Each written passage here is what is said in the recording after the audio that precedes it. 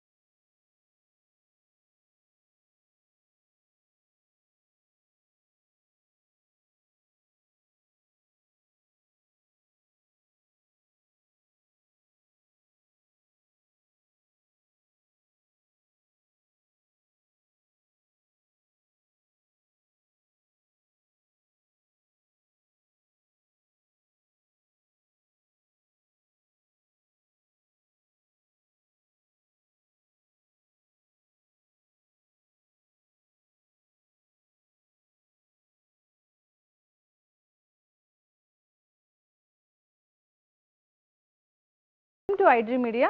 మనిషి జీవన ధర్మం ఏంటి, మనిషి ఎలా జీవించాలి, నిండు నూరేళ్ళు ఆరోగ్యంగా జీవించాలంటే ఎటువంటి ఆరోగ్య సూత్రాలు పాటించాలి, మందులు లేకుండా జబ్బులు తగ్గించుకోవడం ఎలాగా, సో మన సాంప్రదాయాలు వాటి వెనుకున్న సైంటిఫిక్ రీజన్స్ ఏంటి, పూర్తి వివరాలు తెలుసుకుందాం. మనతో పాటు ఉన్నారు Shantha biotech founder and chairman doctor Varaprasad Reddy గారు.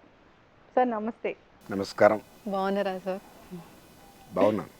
సంతోషంగా ఉంటారు మీరు ఎప్పుడు. ఆ సంతోషం చూడడానికే నేను అప్పుడప్పుడు మీతో మాట్లాడైనా వస్తుంటారు. సంతోషమే సగం బలం. సంతోషంగా బతకమని భగవంతుడు చెప్పింది, ఆనందో బ్రహ్మ. కాకపోతే మనిషికి తనకున్న దానికన్నా తనకు లేని దాని మీదే చింత ఎక్కువ. ఇంకొంతమందికి తనకు ఉన్నది లేనిది కాదు, పక్కవాడికి ఉన్నదనే చింత. ఈ అసూయ ద్వేషంతో జలసీతో సంతోషంగా ఉండలేరు. ఎప్పుడైతే you are not at ease, you get into disease.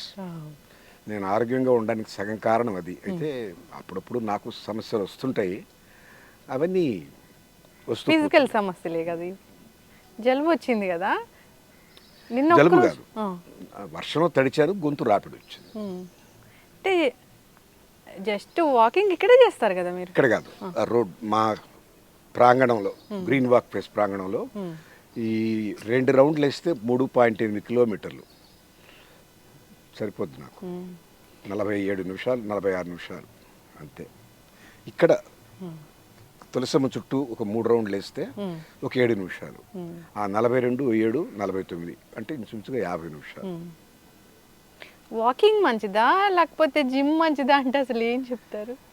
Walking సహజమైనటువంటి ప్రక్రియ, అదే అవసరం. వాకింగ్ చేయలేనటువంటి వాళ్ళు, డబ్బు ఎక్కువ ఉన్నవాళ్ళు, లేదా అనేక కారణాలు, వాళ్ళకి మజిల్ లాస్ ఉంటే జిమ్ ప్రక్రియ అవసరం. కొంతమంది బాడీ సౌష్ఠవంగా కనపడాలని కోరుకుంటుంది, వాళ్ళకి అవసరం. ఆరోగ్యం వేరు, ఫిట్గా కనపడాలనుకోవడం వేరు. ఫిట్గా కనపడాలి, చాలా దేహ సౌందర్యాన్ని పెంచుకోవాలి, ఎవరో కొంతమంది తెర మీద బాగా కనిపించాలని యాక్టర్స్, రాజకీయ నాయకులు చాలా పటిష్టంగా కనిపించాలనుకున్న వాళ్ళు, వాళ్ళంతా జిమ్లు చేస్తారు.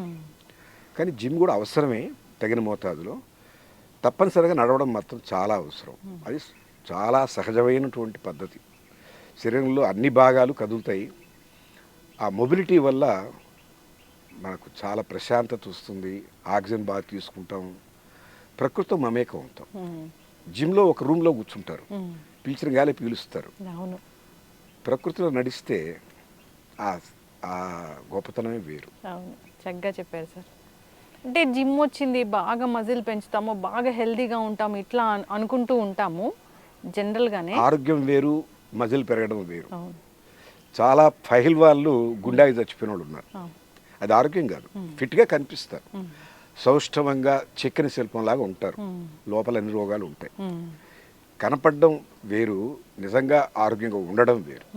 అది జనరల్గా కూడా సార్ ఒకప్పుడు కన్నా ఇప్పుడు హార్ట్ అటాక్లు బాగా పెరిగాయి. సో యంగ్ ఏజ్లో చనిపోతున్నాం. ఇప్పుడు జిమ్ గురించి మాట్లాడుకుంటే జిమ్లో చనిపోతున్న వాళ్ళని కూడా మనం చూసాము. జస్ట్ వాకింగ్ చేస్తూ, షటిల్ ఆడుతూ, ఏదో ఒక ఫిజికల్ ఎక్సర్సైజ్ చేస్తూ, డ్యాన్స్ చేస్తూ, భారత్లో డ్యాన్స్ చేస్తూ చనిపోతున్న వాళ్ళని కూడా చూస్తున్నాము. ఎక్కడ ఈ మార్పు వచ్చింది, అసలు ఎక్కడ తప్పు జరిగింది?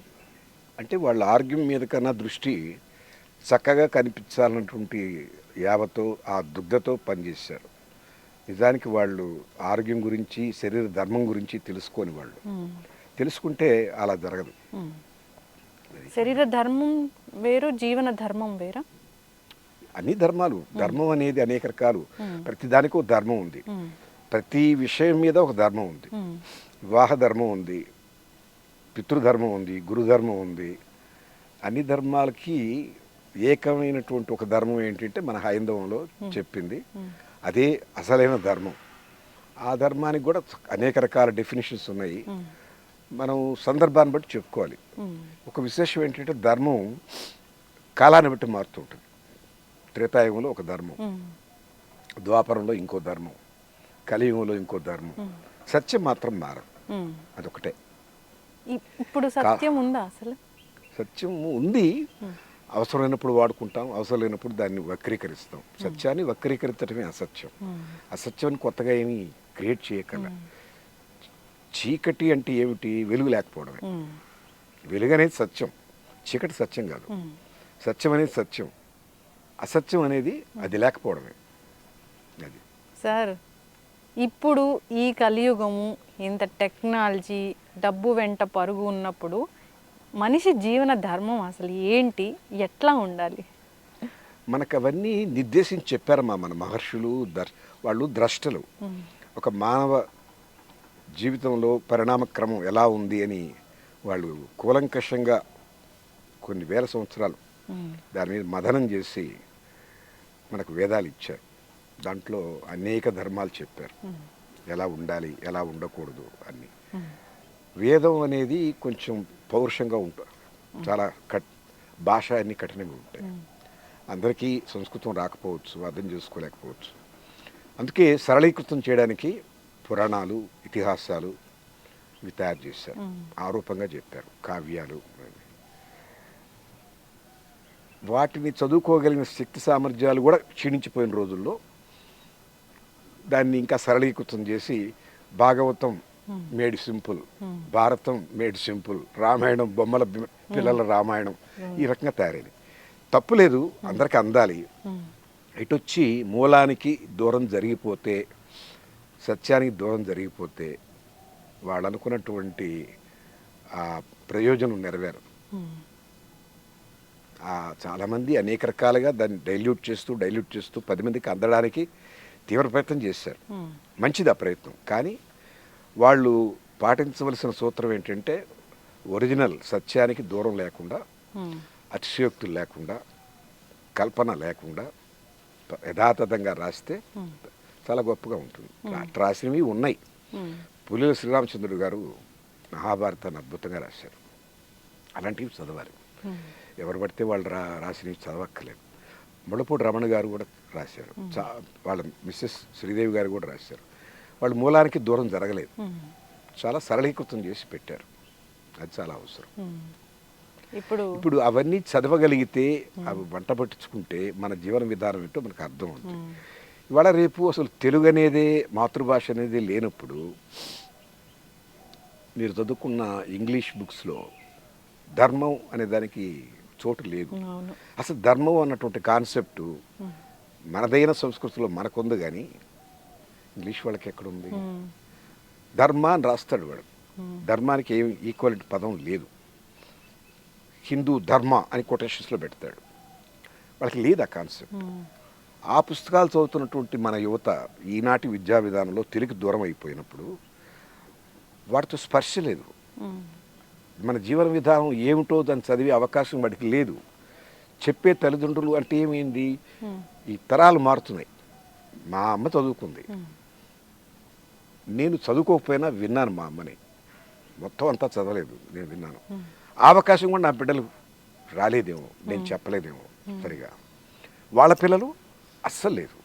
కాన్వెంట్కి వెళ్ళిపోయారు, స్కూల్కి వెళ్ళిపోయారు. చూడండి ఎంత డైల్యూట్ అయిపోయిందో. శాంతమ్మ గారి దగ్గర నుంచి వరప్రసాద్కే ఫిల్టర్ అయిపోయింది, వరప్రసాద్ నుంచి వాళ్ళ కూతుళ్ళకి మరింత ఫిల్టర్ అయింది, వాళ్ళ నుంచి వాళ్ళ పిల్లలకి పూర్తిగా దూరం అయిపోయింది. ఇది ఈ పరిణామ క్రమం 3-4 తరాలకి మారిపోయింది. మళ్ళీ తిరిగి మనం పునరుద్ధరించాలంటే 4 కాదు 6 తరాలు 10 తరాలు పడుతుంది. అప్పుడు మళ్ళీ మంచి పౌర సమాజం వస్తుంది.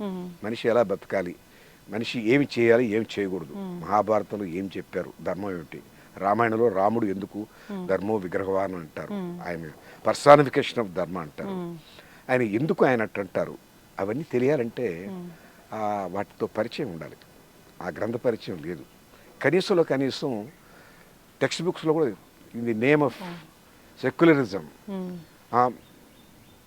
మైనారిటీలు బాధపడతారు, ముస్లిమ్స్ ఉన్నారు, క్రిస్టియన్స్ ఉన్నారు, వాళ్ళు ఏమనుకుంటారని ఎంతో దౌర్భాగ్యంగా ఆలోచించి ప్రభుత్వాలు ఆ పాఠ్యాంశాలు కూడా తీసేశారు. మేము చిన్నప్పుడు అన్నీ చదువుకున్నాం.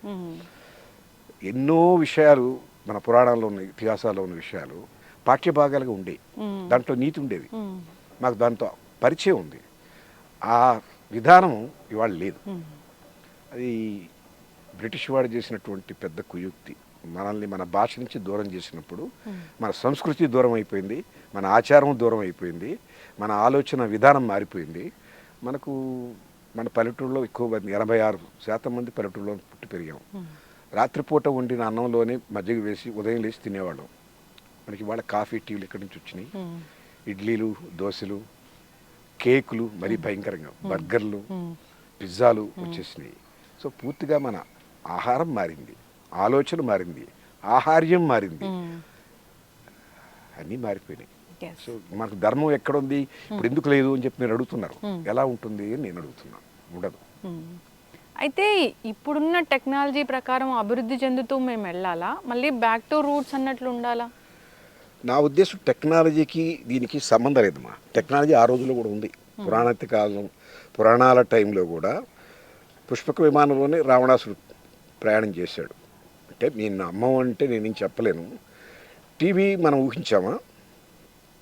సంజయుడు కురుక్షేత్రం జరుగుతున్న యుద్ధాన్ని అంత కళ్ళగట్టినట్టుగా చెప్పాడు కదా, రన్నింగ్ కామెంటరీ ఇచ్చాడు కదా చూసి.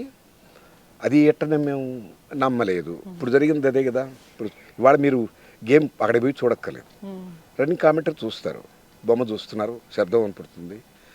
అక్కడ గ్రౌండ్లో చూసే వాళ్ళకన్నా ఇంకా క్లోజప్లో చూస్తున్నారు. టెక్నాలజీ కదా ఇది. మరి టెక్నాలజీ ఉన్నా కూడా మన సంప్రదాయానికి దూరంగా జరగాల్సిన అవసరమే లేదు. ఆ నెపం పెట్టుకొని టెక్నాలజీ మారింది, మనం అడ్వాన్స్ అయిపోతున్నాం, ఇంకా చారస్యం ఏమిటి అనుకోవడం ఎస్కేపిజం, పలాయనవాదం. ఇందులో నిజం లేదు. తప్పించుకుని వాటికి ఒక ఎక్స్క్యూజ్ చెప్పుకున్నటువంటి కుహనా మేధావులు అంతే. టెక్నాలజీ ఎంతైనా ఉండొచ్చు, ధర్మం తప్పక్కలేదు. అసలు అంటే ప్రతి దానికి ఒక ఆల్టర్నేటివ్ వచ్చేసింది. రైస్కి, మిల్లెట్స్కి రైస్ వచ్చింది, అంటే రకరకాలుగా ఏదైనా ఒక కాటన్కి సిల్క్ వచ్చేసింది, ప్రతి దానికి ఒక ఆల్టర్నేటివ్ వచ్చేసింది. సో ఒకప్పుడు వేరే ఆయిల్స్ ఉండే, అప్పుడు నెయ్యి మాత్రమే వాడేవాళ్ళు, ఇప్పుడు ఆయిల్స్ వచ్చాయి, ఆయిల్స్ నుంచి ఇంకా రిఫైన్డ్ ఆయిల్స్ వచ్చాయి, ఇలాగా జరుగుతూ ఉంది కదా. అంటే ఇట్లా జరుగుతున్న ఈ నేపథ్యంలో ఇలాంటి ఫుడ్స్ తీసుకుంటూ ఉంటే మనకు అనారోగ్య సమస్యలు వస్తున్నాయని మీలాంటి పెద్దలు చెప్తారు. మేము వాటికి ఉన్నాము, అట్లాగే సఫర్ అవుతూ ఉన్నాము. అవును. ఇంత కాంక్రీట్ జంగిల్లో, ఇంత బిజీ స్కెడ్యూల్లో మళ్ళీ పాతకాలంలాగా చద్దన్నం తిండాలు, పాతకాలంలాగా ఉండడాలు అంటే అవ్వని పని సార్. జనరల్గా ఇప్పుడు మిల్లెట్స్ వండుకోవాలంటే దాన్ని నానబెట్టుకోవాలి, ఒక ప్రాసెస్ ఉంటుంది. అట్లా ఇదేముంది, కుక్కర్లు పెడతాము అయిపోతుంది. అట్లా ఆలోచించుకొని డబ్బు వెంట పరుగు పెడుతూ ఉండాల్సిన పరిస్థితి ఇది. ఎందుకైంది ఇది? మూలంలోకి ఆలోచిస్తే ఆనాటికి మన పెద్దలు, మా అమ్మలు, నాన్నలు, మా తాతలు, ఇంత కన్జ్యూమరిజం లేదు. కన్జ్యూమరిజం అంటే వస్తువులు. ఆ రోజుల్లో మా జిల్లాకంతా కలిపి 6 కార్లు 5 కార్లు ఉండేవి. మా పల్లెటూరులో కారున్న ఇల్లు ఒకటి ఉండేది, మా ఎమ్మెల్యే గారి ఇంట్లో ఉండేది. కొంతకాలం తర్వాత మాకు వచ్చింది. ఇవాళ అందరి అంటే నేను వాళ్ళని తక్కువ చేసి మాట్లాడడం లేదు, నన్ను తప్పుగా కోట్ చేయకండి, తమ్మునేలు పెట్టించకండి. అమ్మో. మా దగ్గర పనిచేసే వాళ్ళందరికీ కార్లు ఉన్నాయి, అందరికి ఉన్నాయి. వాళ్ళ ప్రగతికి నేను ఆనందపడుతున్నా, వాడు కొనకూడదు అని అనుకోవటం లేదు. వాడు మీకు టైంకి రావాలంటే, వర్షంలో తడకుండా రావాలంటే కారు కొనుక్కుంటాను సార్ అన్నాడు. కొనుక్కున్నాను, కొనుక్కున్నారు. అందరికీ 5 మందో 6 మందికి కార్లు ఉన్నాయి. వాళ్ళంతా మామూలుగా ఏం డిగ్రీ కూడా చదవలేవాడు. మా ఇంట్లో ఒక ఆయన మసాజరు, ఒక ఆయన డ్రైవరు, ఒక ఆమె కుక్కు, వీళ్ళందరికీ కార్లు ఉన్నాయి. తప్పలేదు. కానీ ఈ కన్జ్యూమరిజం వల్ల ఎప్పుడైతే అతను కారు కొనుక్కునేంత జీతాలు మేము ఇవ్వం కదా, ఏం చేస్తారు, ఈఎంఐలు, దాని మీద ఒత్తిడి. నాతో ఇక్కడ పనిచేస్తారు, విలేజ్లో 1వ తేదీ పోతే ఫ్రీబీ వస్తుంది, పరిగెత్తుకుంటూ వెళ్తారు, ఆరోగ్యం పాడైపోదు. ప్రతి నెల ఆడు పరిగిస్తారు, క్యూలో నిలుచుకొని ఆడిచ్చే 3,000, రానుబోను ఛార్జీలకు 1,500, 2,000 ఖర్చు అవుతుంది, మిగిలేదు 1,000 రూపాయలే. అయినా పరిగిస్తారు. ఎందుకు? వస్తువులు కొనుక్కోవాలి. కొత్త సెల్ ఫోన్ వచ్చింది, కొనుక్కోవాలి. కొత్త డిజైన్ వచ్చింది చీర, అది కొనుక్కోవాలి. షాపింగ్ మాల్లో 50% డిస్కౌంట్, పోయి కొనుక్కోవాలి. కన్జ్యూమరిజం పెరిగింది, రకరకాల ఫోన్లు వస్తున్నాయి, రకరకాల కార్లు కొనుక్కపోయినా అన్ని మిగతా గ్యాడ్జెట్స్ అన్నీ ఉన్నాయి కదా, వాటన్నిటిని సమపార్జించుకోవాలి అంటే ఒత్తిడిలో బతకాలి.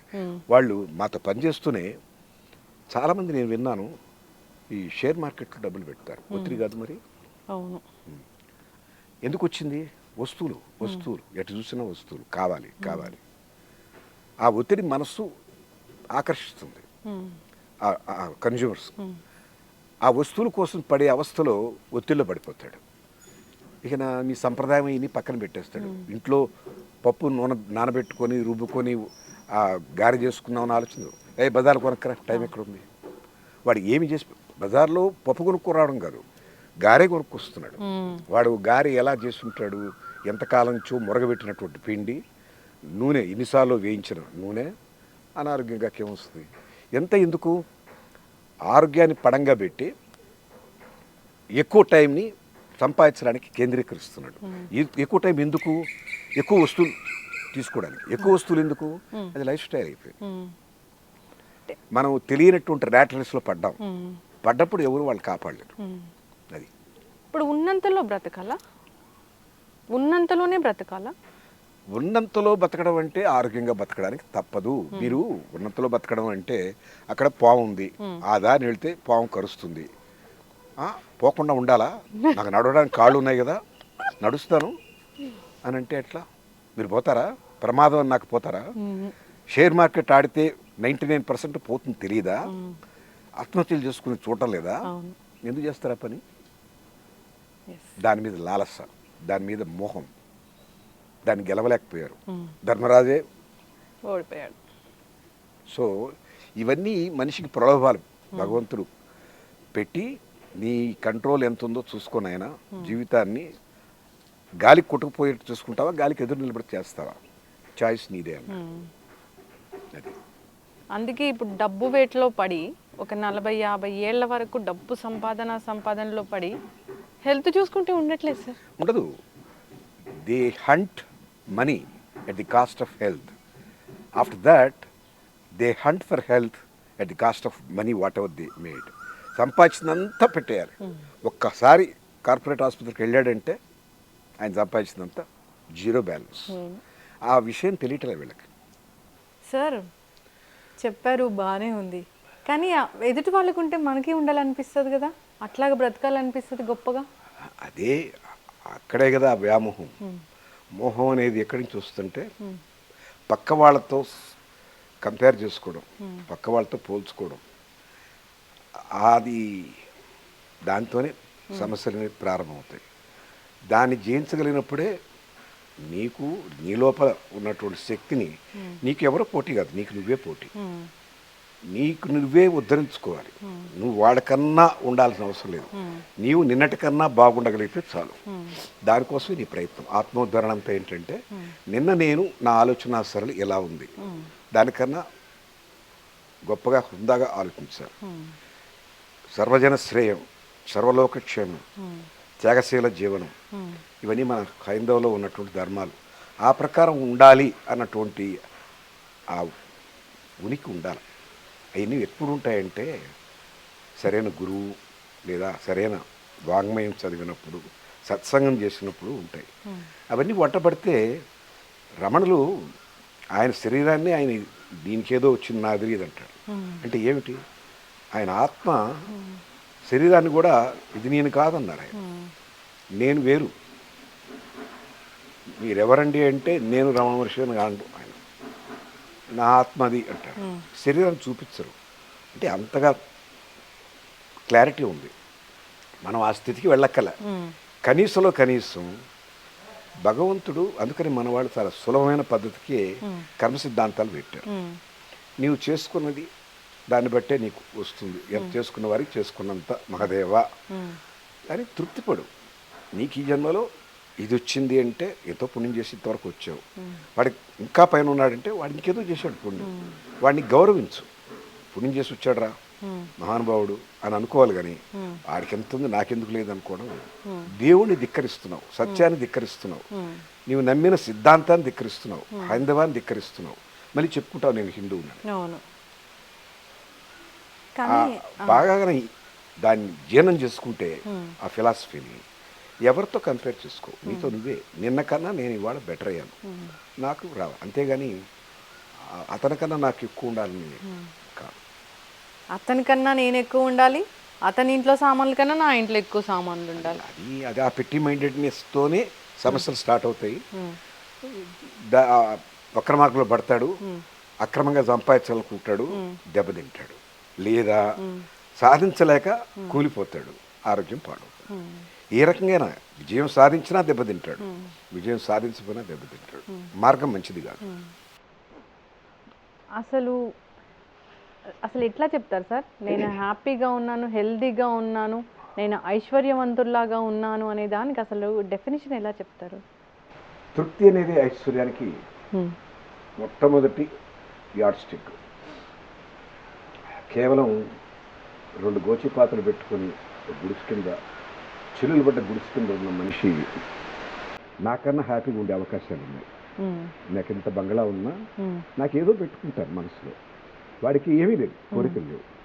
ఏదో దేవుడికి ఇచ్చాడు, తింటున్నాను, తలదాచుకోవడానికి గూడు ఉంది, కొంచెం వర్షం పడినప్పుడు కొంచెం తడుస్తాను, తుడుచుకుంటా పోద్ది అన్న తృప్తిలోకి వెళ్ళగలిగితే వాడికన్నా నేను ఐశ్వర్యవంతుడు కాదు. నిజానికి ఇప్పుడున్నటువంటి కలియుగంలో ఐశ్వర్యవంతుడు అంటే కరెన్సీ ఉన్నవాడు కాదు. నాకన్నా ఎక్కువ కరెన్సీ ఉన్నవాళ్ళు చాలామంది ఉన్నారు ఈ సిటీలో. నేను పిపీలకం వాళ్ళ ముందు. 1000 కోట్లు ఒక కంపెనీ, 40,000 కోట్లు, 50,000 కోట్లు, ఆ రకమైనటువంటి 1000 కోట్లలో చుట్టూ నా ప్రపంచం ఫార్మా రంగం. మాది 340 కోట్లు నుంచి ఎప్పుడు లేదు, ప్రాఫిట్స్ ఏమీ లేవు. నా లెక్కలో నేను వాళ్ళందరికన్నా చాలా హాయిగా ఉన్నానని అనుకుంటున్నా. నేను తప్పుగా మాట్లాడితే దేవుడు క్షమించుగాక. నేను హ్యాపీగా ఉన్నాను. ఎందుకున్నానంటే నాకు ఇది చాలు అనుకున్నాను.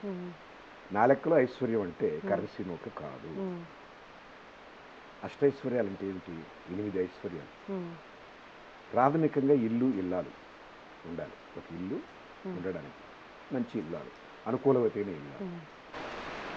పాడి పంట, తప్పనిసరిగా వ్యవసాయం ఉండాలి. ఆ రోజుల్లో ఉండేది లేదనుకోండి. పాడి అంటే ఆవులు, గేదెలు, పాలు, పెరుగు, నెయ్యి, పాడి పంట 2. ఇల్లు, ఇల్లాలు, పాడి పంట. సేవకులు, స్నేహితులు, మంచివాళ్ళు. మంచి సేవకులు, నమ్మకస్తున్న సేవకులు, వాళ్ళు ప్రాణం పెడతారు మీరంటే. అంతకన్నా అదృష్టం ఏంటమ్మా? నీకోసం తప్పించేటటువంటి సేవకులు నీకున్నారు. తిట్టుకుంటూ పెట్టడం కాదు. అయ్యి లేచాడు, ఆయనకి వెంటనే నేను కాఫీ తాగేవాడైతే కాఫీ ఇవ్వాలి. నేను కాఫీ తాగాలనుకోండి, ఆయన మందులు ఇవ్వాలి. ఆయన ఫోన్ ఎక్కడో పెట్టుకున్నాడు, మర్చిపోయినాడు, ఆయనకి ఇవ్వాలి. ఆయన చెప్పులు ఎక్కడో పెట్టిపోయాడు, మర్చిపోయాడు, ఇవ్వాలి. తపన పడే సేవకులు, స్నేహితులు. ఏదో మనం బాగా ఉన్నప్పుడు మన దగ్గర కొంచెం చేర్స్ అని చెప్పేవాడు కాదు. మనం కష్టంలో ఉన్నప్పుడు నేనున్నానని చెప్పే స్నేహితులు. అలాంటి స్నేహితులు, సేవకులు.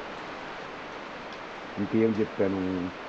ఇల్లు, ఇల్లాలు, పాడి పంట, వస్త్రము, వాహనం, ఆకలి. అంటే మంచి గౌరవంగా మానం కాపాడుకునేట్టుగా వస్త్రాలు ఉండాలి. ఇక్కడ కాల్చి మోకాలు కనపడే వస్త్రాలు కాదు. గౌరవప్రదంగా వస్త్రం, ఆహార్యం చాలా ముఖ్యం. గౌరవానికి తగ్గట్టుగానే ఆ రోజుల్లో ఒక ఒక వ్యక్తిని ఐశ్వర్యవంతులు ఎవరంటే ఆయనకు ఒక రథం ఉండరు, ఆయనకు ఒక గుర్రబడ్డి ఉంది, ఏదో ఒక వాహనం ఉండాలి, దానికి ఒక జెండా ఉండేది, ఆ గౌరవ ప్రతీక. అవన్నీ ఐశ్వర్యాల కింద. పోనీ ఇవాళ వాహనం అనేది స్కూటరు, కారు ఏదో ఉంది. డ్రెస్సు శుభ్రంగా గౌరవప్రదమైన డ్రెస్ ఉండాలి. పాడి పంటల్లో పోనీ పాడి లేకపోయినా కనీసం పల్లెటూళ్ళు మనకు ఉన్నాయి పొలాలు అమ్మీకుండా కొంతైనా పెట్టుకొని అక్కడికి తెచ్చుకుని ఆ పడిన ధాన్యాన్ని తినగలిగితే మీకు రోగాలు రావు కదా. అది కూడా ఉద్దేశం. మంచి స్నేహితులు, మంచి సేవకులు దొరకడం అదృష్టం. కేవలం డబ్బుతోనే కాదు, ఇవన్నీ డబ్బుతో కూడా కొనవచ్చు. కేవలం డబ్బు మీద ఆధారపడి వచ్చినటువంటి అంత గొప్పగా ఉండకపోవచ్చు. ఈ అష్టైశ్వర్యాలంటే ఈ చెప్పిన జంటలు అవి ఉండాలి. కరెన్సీ ఎక్కడ చెప్పలేదు. కానీ కరెన్సీయే ఇప్పుడు అన్నట్లు నేను మధురికే వస్తా. డబ్బే డబ్బు కోసం ఏమైనా చేస్తాము.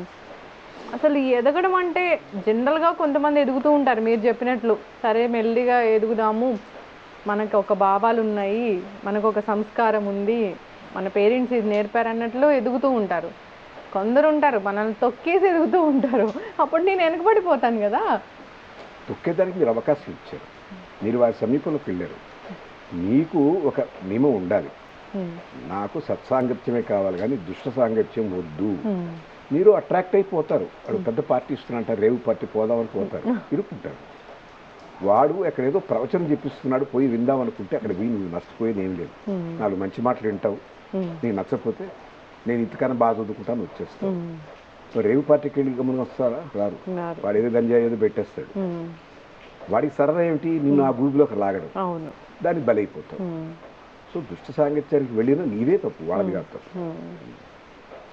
వర్క్ ప్లేస్లో కూడా అగ్ని చుట్టూ శలభాలు తిరుగుతూ ఉంటాయి. అగ్ని ఉన్న దాన్ని పట్టుకుందా?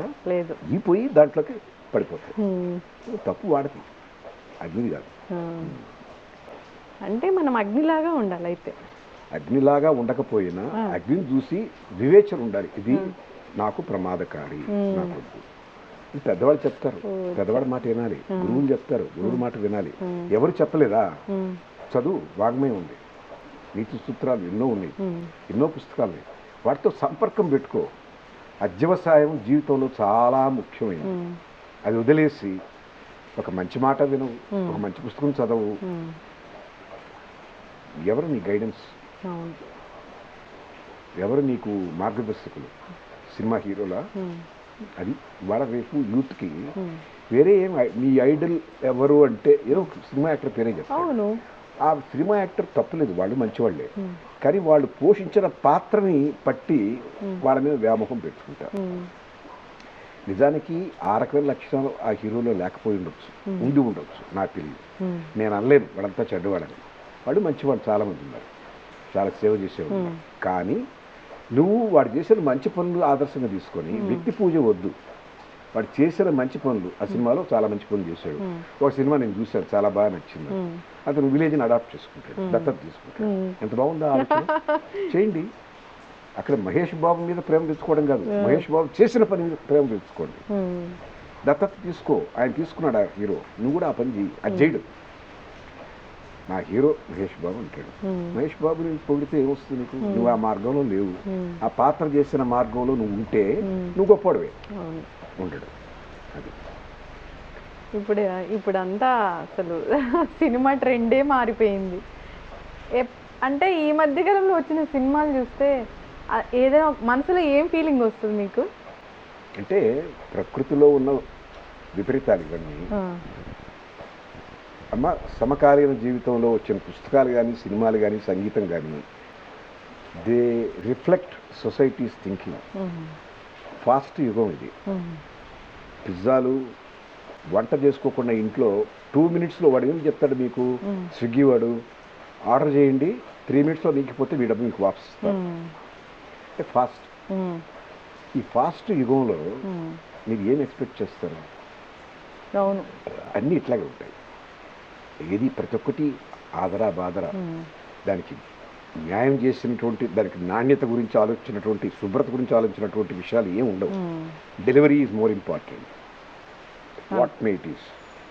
They Cinema. Compromise on quality, they compromise on purity, that will lead to unhealthy situation. Yes. అదే సార్, ఇప్పుడు అన్ని రకాల ఇలాంటి సినిమాలు కావచ్చు, ఇలాంటి స్నేహితులు కావచ్చు, ఆలోచనలు కావచ్చు, ఇలాంటివన్నీ చూసి, ఇలాంటి వాతావరణంలో పెరిగి, ఇలాంటి ఫుడ్స్ తిని, పొల్యూషన్ ఉన్న దాంట్లో మేము ఉండడం వల్ల, అంటే జనరల్గా డాక్టర్స్ని ఇంటర్వ్యూ చేస్తూ ఉంటాను, మీరు చూస్తారు, ఎప్పుడు నాకు చెప్తారు అంటే, డాక్టర్స్ ఏం చెప్తారంటే మీ జీవన విధానంలో మార్పు రావడం వల్లే క్యాన్సర్లు అనేవి వస్తున్నాయి అంటారు. క్యాన్సర్ ఎందుకు వస్తుందని క్వశ్చన్ అడిగితే ప్రతి ఆర్గాన్కి క్యాన్సర్ వస్తుంది, ఎక్కువ కేసులు పెరుగుతున్నాయి, దగ్గు జలుబులు వచ్చినంత ఈజీగా క్యాన్సర్లు వస్తున్నాయంటే వాళ్ళు కూడా అదే చెప్తున్నారు, లైఫ్ స్టైల్ చేంజ్ అందుకే వస్తున్నాయి అని చెప్తున్నారు. చెప్పిన డాక్టర్ గారు కూడా ఈ జీవన విధానానికి అనుకూలంగా వాళ్ళేమి డాక్టర్గా మిగలలేదు, వాళ్ళు పేషెంట్ అవుతున్నారు. ఎందుకని అంటే వాళ్ళు కూడా ఈ పోటీ ప్రపంచంలో పరుగులు తీస్తున్నారు. ఆ కార్పొరేట్ హాస్పిటల్ కన్నా ఈ కార్పొరేట్ హాస్పిటల్ బ్యాలెన్స్ షీట్ బాగుండాలంటే, ఎక్కువ మంది పేషెంట్స్ రిక్రూట్ చేయాలంటే చాలా అవస్థలు, ప్రమోషన్స్ చాలా చేయాలి. ఇవన్నీ ఇదొక విష సైకిల్ అన్న. ఎవరు ఆ మోహాన్ని నుంచి తప్పించుకొని బయటపడ్డవాళ్ళు లేరు. బయటపడితే సమాజం మారిపోద్దని మీరు అంటారు. ఎక్కడో ఒక దగ్గర ప్రారంభం కాకపోతే, గంజాయి వనంలో ఒక తులసి మొక్క పడింది అనుకోండి, అబ్బాయి అక్కడ బతకదండి అంటారు. కాదు, తులసి మొక్క ఉందా ఇక్కడ అని అనుకొని ఇంకోవడం వచ్చి పెట్టచ్చు ఇంకో తులసి మొక్క. అవకాశం లేదా? ఉంది. కానీ మనం పెసిమిజంతో 1000 చెట్లలో గంజాయి మొక్కలో ఒక తులసి మొక్క ఏం బతుకుతుంది అని నిరాశావాదాన్ని పెంపొందించాం. తప్పదు. ఆ ఆశావాదాన్ని పెంచాలి. అమ్మో 1000 మొక్కల్లో ఒక తులసి మొక్క బతికింది ఇక్కడ, ఇంకోటి పెడితే డబల్ అవుద్ది, అంతే కదా. స్టాటిస్టికల్లీ 1 కాస్త 2 అయింది. ఇంకోటి చూసి ఇంకో 2 పెట్టానంటే 4 అవుద్ది, డబల్ అవుద్ది. ఊహ రావాలి, ఎవరో పూనిక చేసి రావాలి. అలాంటి సమాజం కోసం రావాలంటే వాళ్ళల్లో ఈ నైతిక విలువలు చెప్పేటటువంటి తల్లిదండ్రులు, గురువులు, విద్యా విధానం మార్పు రావాలి. నేను చెప్పాను కదా, 3-4 తరాల తర్వాత కానీ ఈ మార్పు రాదు. అప్పుడే మీకు మంచి పౌర సమాజం వస్తుంది. భారతదేశం ఒకనాటి గౌరవాన్ని, వైభవాన్ని తెచ్చుకోగలదు. లేకపోతే మనం ఇట్లాగే, మీకు తెలుసు కదా, మీకు ఒక విషయం చెప్పాలి. ఒకప్పుడు విశ్వగురు భారతదేశం 138 కంట్రీస్, అంటే మనకున్న దేశాలు 193 యునెస్కో వాళ్ళు యాక్సెప్ట్ చేసింది. 138 countries participated global knowledge index. ఒకప్పుడు మనకు తక్షశిల, నలంద అని యూనివర్సిటీ నుండి బయట నుంచి చదువుకున్నాం. ఇప్పుడంతా మనం అమెరికాకి మనమే పోతున్నాం, మన దిక్కులేని యూనివర్సిటీలు అయిపోయినాయి. గ్లోబల్ నాలెడ్జ్ ఇండెక్స్ కర్వే చేసినప్పుడు 138లో వేర్ ది 75th ప్లేస్. ఎంత దారుణం అది, ఎంత దారుణం అది. మనకన్నా పక్కన పాకిస్తాన్ బెటర్గా ఉంది. మన నాయకులకి అది చూసినప్పుడు బాధ కలగాలి, వాళ్ళలో చలనం రావాలి. మనం 78 ఏళ్ళు అయిపోతుంది స్వాతంత్రం వచ్చి, ఏమి సాధించాం క్వశ్చన్ చేసుకోవాలి.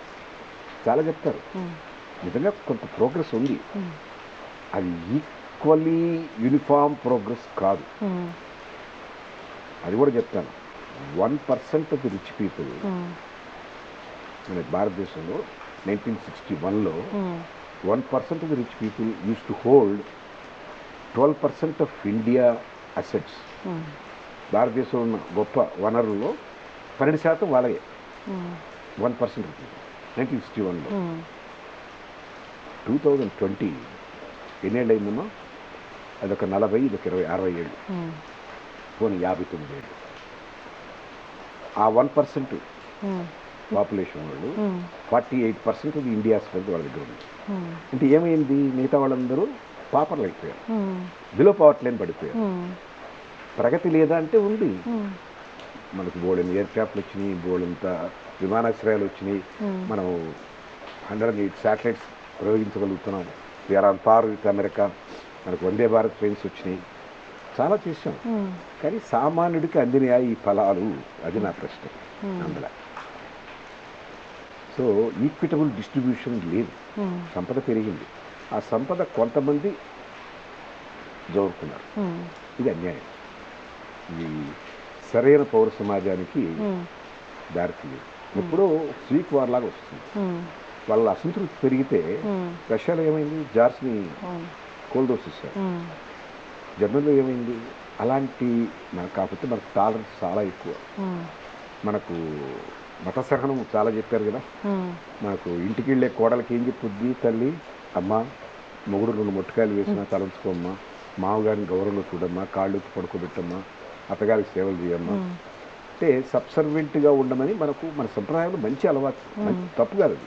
అంటే మర్యాదగా ఉండు, ఆ ఇంటికి వెళ్ళి అణుకువగా మెరుగు అని. ఈ అణుకువ కొనసాగుతుంది. మన భావాలు కానిటువంటి బ్రిటిష్ భావాలకు కూడా అనుకూలంగా తయారయ్యాయి. వాడు ఏం చెప్తే అదే, వాడి విద్యార్థాలను ఫాలో అవుతున్నాం, వాడు చెప్పిన సబ్జెక్టు చదువుతున్నాం. మన అక్షధర్మం ఏం చదవం. ఎక్కడి నుంచి వస్తుంది మంచి సమాజం? ఒక చేంజ్ రావాలి అంటే ఒక చేంజ్ ఒక్కసారిగా రాదు. 5-6 తరాలు మదనం పడాలి. ఎవరో పూనిక చేసి అగ్గిపుల్ల వెలిగిస్తే అనుదాన అడవులంతా తగబడిపోవు. ఇదో ఒక పక్క నుంచి స్టార్ట్ అవుద్ది మనకు. అంటుకొని ఒక చెట్టు నుంచి ఇంకో పుట్టకి, ఇంకో పుట్ట నుంచి ఒక కొమ్మకి, ఇంకో కొమ్మ నుంచి ఇంకో రెమ్మకి అరువుకోవాలి. ఈ సంస్కృతి మారడానికి చాలా సమయం పడుతుంది, కొన్ని తరాలు మారాలి. అయితే ఎవరో ఒకరు మొదలెడితే బహుశా 5-6 తరాలు మారిన తర్వాత నవీన భారతం చాలా గొప్పగా ఉంటుంది ఒక ఆశ. నేను దాకా ఉండదు. నా మనవాళ్ళు మున్మనవాళ్ళు చూస్తారో చూడరో తెలియదు. జనరల్గా అంటే మీరు దేవుడిని ఎక్కువ నమ్ముతారు కదా, మీకు ఏ దేవుడు అంటే ఎక్కువ అని ఏంటి, తక్కువ అని, ఎక్కువ తక్కువ అని ఉండవు. ఒక నమ్మకం ఏంటంటే ఇంత సృష్టి, ఇంత ప్రకృతి, ఇన్ని జీవరాశులు వాటి క్రమాన పుట్టి పెరిగి నశించిపోతున్నాయి.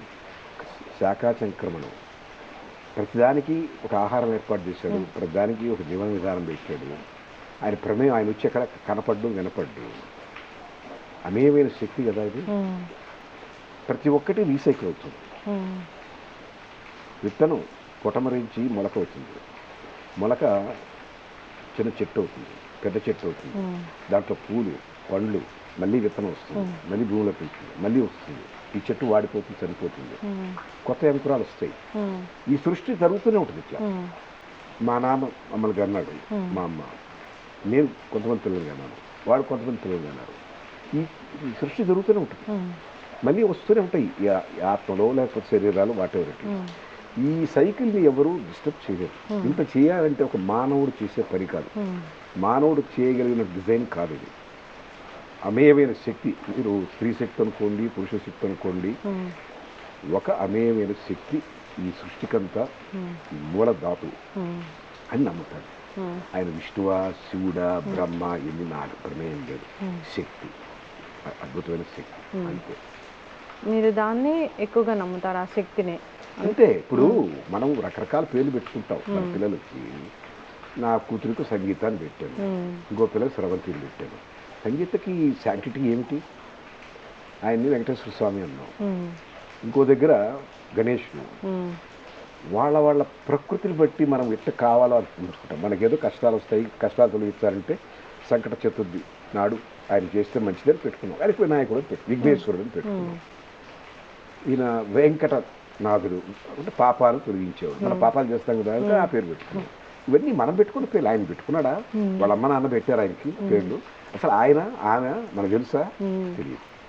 శక్తి మన కన్వీనియన్స్ కోసం స్త్రీ పురుష భేదం పెట్టి దేవుడు, దేవత, విష్ణువు, ఆయనకి 2 భార్యలు, శివుడు, ఎత్తి మీద గంగ, పక్కన పార్వతి, ఇవంతా మన చాపల్యం, మనకున్న బలహీనతలు వాళ్ళకి ఆపాదించి ఆయనకి 2 పెళ్ళాలు, ఆయనకి 3 పెళ్ళాలు. అంటే వీడు చేసే తప్పుకి ఒక మార్గం వేసుకుంటాడు. దేవుడే 2 పెళ్ళాలు ఉన్నారని చెప్తాడు. సార్ ఈ దేవుళ్ళందరూ ఉన్నారో లేదో ఎవరికైనా రుజువు ఉందా? లేదు. ఎవరి దగ్గర రుజువు లేదు, నమ్మకమే. ఎప్పుడు మతం అనేది విశ్వాసం మీద ఆధారపడి ఉంటుంది. ఆధ్యాత్మికత కూడా విశ్వాసమే. విజ్ఞానం అనుమానం మీద ఆధారపడి, అందుకే దాన్ని సెర్చ్ చేస్తాం, రీసెర్చ్ చేస్తాం. నిజమా నిజమా, ఎందుకు హైడ్రోజన్ 2 మాలిక్యూల్స్, ఆక్సిజన్ 1 మాలిక్యూల్ కలిస్తే వాటర్ అవుతుంది, ఎక్స్పెరిమెంట్ చేస్తాం. నమ్మం కాబట్టి.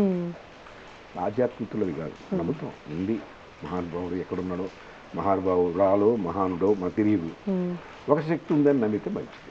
సార్ అందుకే జనరల్గా చెప్తూ ఉంటారు, మీలాంటి పెద్దలు చెప్తూ ఉంటారు, అంటే నేచర్ అనేది చూస్తూ ఉంటుంది, ఒకవేళ మీరు తప్పు చేసి తప్పించుకున్నా కానీ అని.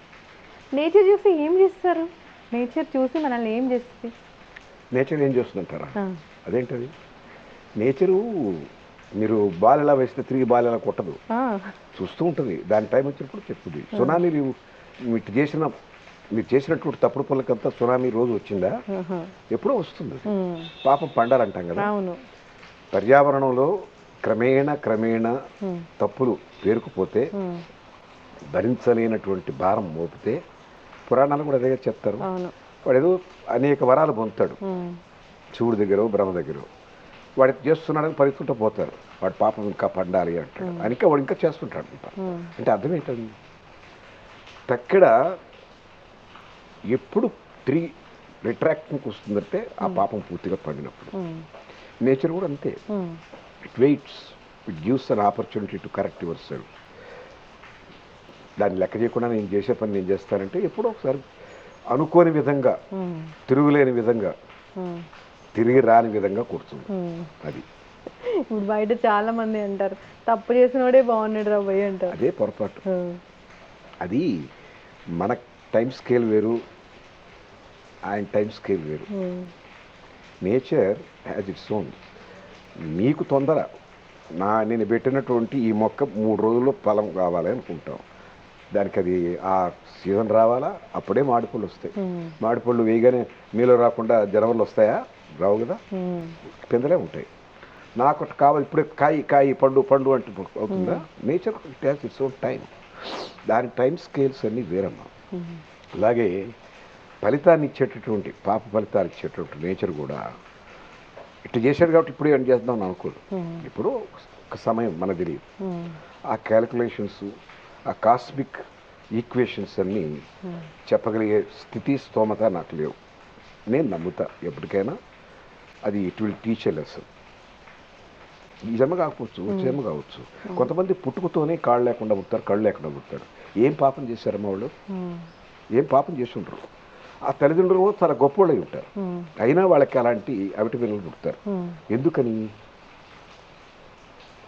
కర్మ సంచితం. అందువల్ల మర్చిపోవు. ఫలితాలు ఉంటాయి, ప్రతిదానికి ఫలితం ఉంటుంది. For every action there is an equal and opposite reaction. Science అది. అదే చూడడం అంటే ఎప్పుడు అనేది మీరు నేను నిర్ణయించేది కాదు. It has its own cosmic equation. అది సార్. జనరల్గా అంతా అయిపోయింది, మంచిగా అన్ని విషయాలు చెప్పారు, జీవన ధర్మం ఎలా ఉండాలి, మనిషి ఎలా ఉండాలి, ఎలాంటి ఫుడ్ తీసుకోవాలని. అసలు రోగాలు లేకుండా మనిషి ఎట్లా బ్రతకాలి? రోగాలు ఉండకూడదు అంటే మంచి ఆహారం, మంచి ఆలోచన, ఒత్తిడి లేని జీవితం, సంతృప్తిగా బతకడం, ఇవి ప్రాథమికంగా అవసరం. ఇవన్నీ ఉంటే ఆటోమేటిక్గా ఆరోగ్యం బాగుంటుంది. సంతృప్తి అనేది అంత తేలికైనది కాదు. మంచి ఆహారం అంటే అది కూడా తేలికైనది కాదు. వాళ్ళ బజార్లో దొరికే పాలు దాంట్లో యూరియా కలుపుతున్నారు అంటున్నారు. నాకు తెలియదు నిజమా అబద్ధం. కల్తీ పాలు వస్తున్నాయి, కల్తీ పాలే వస్తున్నాయి. సో అన్నిటికీ అవాంతరాలు ఉన్నాయి. వాటిని అధిగమించి మీరు సిటీలోనే ఉండాలి, నేను ఉదయం లేసి పాల ప్యాకెట్ వాడు ఇచ్చిపోయే దగ్గరే బతుకుతాను కాకుండా, ఏ విలేజ్కి వెళ్ళి అక్కడ ఒక గోవును, ఒక గేదెను పెట్టుకొని బ్రతకండి. నీకు ఆరోగ్యం ముఖ్యమైతే, నాకు ఆరోగ్యం కన్నా నాకు దర్జాగా బతకడం అంటే ఇక్కడే ఉండండి, రోగాలు పాల్గొరు. It is a compromise. You can't get everything. నీ ప్రయారిటీ ఏదో నిర్ణయించుకోవాలి. నాకు ప్రశాంతమైన, చాలామంది శాంతలో పనిచేసిన వాళ్ళు వాళ్ళ ఊళ్ళకి వెళ్ళిపోయి ఆడ ఇల్లు కట్టుకొని హ్యాపీగా రిటైర్ అయిపోయినాడు. నేను ఇక్కడికి వచ్చి రిటైర్ అయిపోయాను కదా. నేను జూబ్లీస్లో ఉన్నానా? జూబ్లీస్లో ఉంటే నేను ఆవులు పెట్టుకోగలను? ఈ చెట్ల మధ్య ఎందుకు బతుకుతున్నాను? నాకు ఈ జీవితం కావాలి. ఆ ప్రాధాన్యత నిర్మించుకోగలిగితే మీరు ఆరోగ్యంగానే ఉండొచ్చు. అది చక్కగా చెప్పారు సార్. ఎవరింటికి వెళ్ళినా ఇప్పుడు మీరు అన్నట్లుగానే అంత పెద్ద మందుల బాక్స్ కనిపిస్తూ ఉంటుంది. బీపీకో, షుగర్కో, థైరాయిడ్కో, దేనికో ఒకదానికి ట్యాబ్లెట్ వాడుతూనే ఉంటారు. అవును. ఇప్పుడు అంటే సిటీలో బ్రతకాలి, తప్పదు. మందులు వాడాలి. ఇంకా లేదమ్మా, రివర్స్ చేయొచ్చు, అన్నీ రివర్స్ చేయొచ్చు లైఫ్ స్టైల్తో. మీరు స్వచ్ఛమైన గాలి పీలుస్తూ, స్వచ్ఛమైన నీరు తాగుతూ, స్వచ్ఛమైన ఆహారం తీసుకొని కల్మషం లేని జీవితంగా జీవించాలనుకుంటే, ఈ ర్యాట్ రేస్లో లేకుండా, పరుగు పందెంలో లేకుండా నాకు కొన్నది చాలు అనుకుంటే తప్పకుండా మళ్ళీ తిరిగి మీ ఆరోగ్యాన్ని పొందవచ్చు. రీలివ్ ఇప్పుడు కొత్తగా వచ్చినాయి చాలా, అక్కడక్కడ పెడుతున్నారు. అయితే వాళ్ళు ఎంత చేస్తున్నారో ఏం చేస్తున్నారో నాకు తెలియదు. మీ లైఫ్ స్టైల్ మీద వాళ్ళు అనేక ప్రయోగాలు చేస్తారు. చూడండి, ప్రయత్నం చేయండి. అట్లాంటివి కూడా పల్లెటూరు లేవే అంటే లేవు. వాళ్ళ దగ్గర తెలుసుకోండి, పల్లెటూరుకి సాధన చేయండి. మనం ఒకప్పుడు సంప్రదాయమైన భోజనంలో అన్ని కాయగూరలు తినేవాడు. ఇప్పుడు ఎక్కడుంది? లేదు. పిక్కలు కొనేయడం, పెరుగు కొనేయడం, అది కూడా కొనేయడమే. అన్నీ కొనేసి అన్నీ కలిపి తినేస్తాం. అది ఎంతకాలం ఉందో, ఎప్పటిదో, దాని వయసు ఎంతో, దాని ఫ్రిడ్జ్లో ఎంతకాలం మురగబెట్టారో తెలియదు. ఆరోగ్యం కావాలంటే ఎక్కడి నుంచి వస్తుంది? అన్నీ మనం చేసేవి తప్పులే, నాకు ఆరోగ్యం మాత్రం కావాలి, తప్పది. మనం చేసిన పాపాలే మనకు రోగాల రూపంలో, పాపాలు రోగాలుగా మారుతాయి. అంతే, ఒకటే మాట. పాపాలంటే ఇవే తృప్తి లేకపోవడం, అసూయతో బతకడం, దాని ఈర్ష్య, జలసి, ఈ ర్యాట్ రేస్లో వాటి దాటాలంటే వక్ర మార్గంలో వెళ్ళాలి. ఇట్లాంటి ఈ రకమైనటువంటి ఆలోచన ధోరణితోనే ఒత్తిడికి లోనవుతాడు. ఆ ఒత్తిడే మనిషి బీపీ పెంచుతుంది. బీపీ పెరిగితే లోపల కొలెస్ట్రాల్ మారిపోతుంది, శరీర తత్వం మారిపోతుంది, వాడి మెటబాలిజం రేటు మారిపోతుంది. అనేక రకాల సంయుక్తంగా వాడి మీద దాడి చేస్తాయి. ఫినిష్, బలైపోతాడు. ఇప్పుడు పింక్ సాల్ట్ మంచిదని పింక్ సాల్ట్ తీసుకుంటూ ఉన్నారు.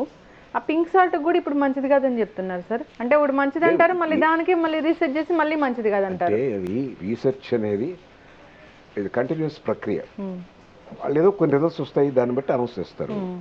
ఇంకోసారి ఏం జరుగుతుందంటే కొన్ని కంపెనీలు వాళ్ళు ప్రమోట్ చేయడానికి వీళ్ళు డబ్బులు ఇచ్చి చెప్పంటారు. అది కూడా జరుగుతుంది. అందుకే స్టాండర్డ్ ల్యాబ్స్ ఇచ్చినటువంటి రిపోర్ట్సే చూడాలి మీరు. కానీ నిజాయితీగా కూడా కొన్ని దానికి ఉన్నటువంటి సమస్యలు బయట పెడతారు. కొంతమంది దాంట్లో ఉన్న మేలు చెప్తారు, మారచ్చు కూడా. సరైన రీసెర్చ్ జరిగితే లేదు మేము అప్పుడు చెప్పాం కానీ లేదు. ఇప్పుడు శాంపిల్ బట్టి ఉంటుందమ్మా. 100 మంది మీద మీకు వచ్చిన రిజల్ట్స్ పెట్టారు, 1,00,000 మంది మీద చేయండి, రిజల్ట్స్ తేడాగా ఉంటాయి. అందువల్ల ఇది పర్మనెంట్ అని అనడానికి లేదు. ప్రయత్నం చేయాలి. వాళ్ళు చెప్పారు, ఏదో నిజం ఎక్కడో తేలుతుంది. ప్రారంభంలో వాళ్ళు చెప్పినవన్నీ మనం అనుసరిస్తాం, దాంట్లో పొరపాటు జరిగితే మళ్ళీ ఆ బాధ చూస్తాం.